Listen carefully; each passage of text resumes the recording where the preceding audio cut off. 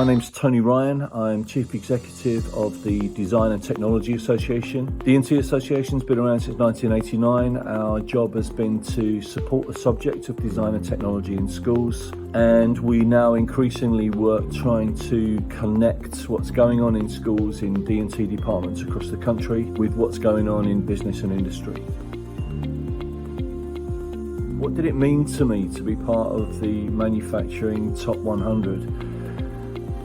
Wow, basically, is all I can say. I'm completely humbled by it. It's just an amazing honour. I'm still pinching myself a little bit, if I'm really honest. This award was not for me. It wasn't for anything that I've done. It was an award I would like to see for the progress that we've made as an association over the course of the last 6 years.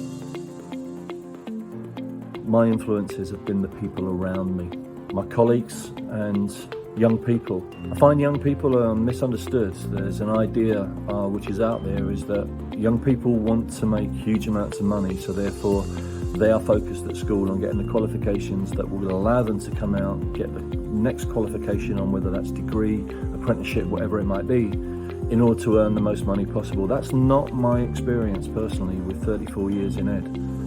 My experience is that most students want to make a difference. They want to make a positive impact on the world. I think manufacturing gives them that opportunity to do something constructive, to actually do something positive that is going to make a difference to the world and the way that people operate within that world.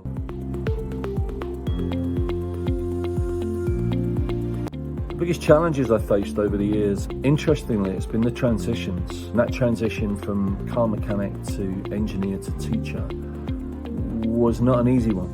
It was a difficult one to make in many respects.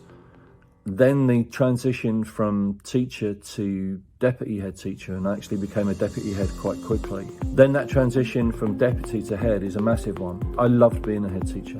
It was, for a long time, the best job in the world. And I really, really loved it.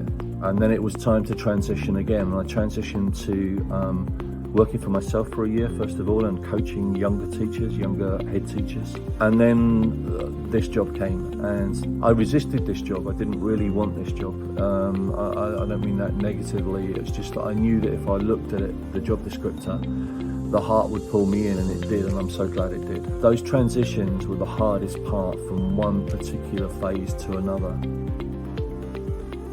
The biggest changes that I've seen in manufacturing and engineering over the years have been around the automation of manufacturing and robotics, and an increasing role for the role of manufacturing in the UK economy. We were a country that was renowned for making stuff and making stuff well, to a country where it was no longer economical to make it here. I feel that that is transitioning back again now. Talk to people that are in the sector already. Find out what it is about what they do that excites them so much. Find out what's available out there.